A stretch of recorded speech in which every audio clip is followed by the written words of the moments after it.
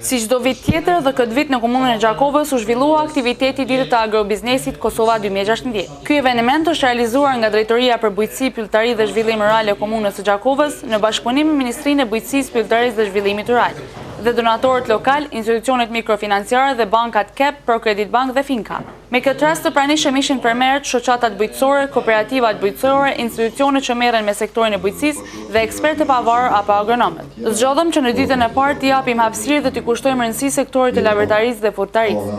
Gjë kjo cila nuk është bërë në vite tjera, kështu tha drejtori Bekim Ermeni. E kemi konceptuar që edhe pjesa e proponimit është më rëndësi në këtë sektor dhe kemi një sektor relativisht të avancuar në këtë pjesën e proponimit, siç e dini kemi një numër të madh të proponuesve lokal të ushqimit që merren me proponimin e drithave. Përmes këtij aktiviteti tentojmë që të motivojmë fermerët që të ofrojnë cilësi më të madhe, po tentojmë që të motivojmë më tepër ata që të rrisin kapacitetet e tyre dhe normalisht të rrisin edhe cilësinë e punës së tyre në vendet dhe firmat e tyre.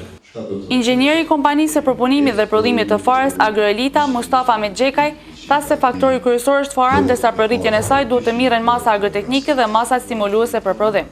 Nga ana tjetër, aktorët dhe ekspertët e sektorit të lavërtarisë thanë se ky sektor ka rëndësi të veçantë ekonomike.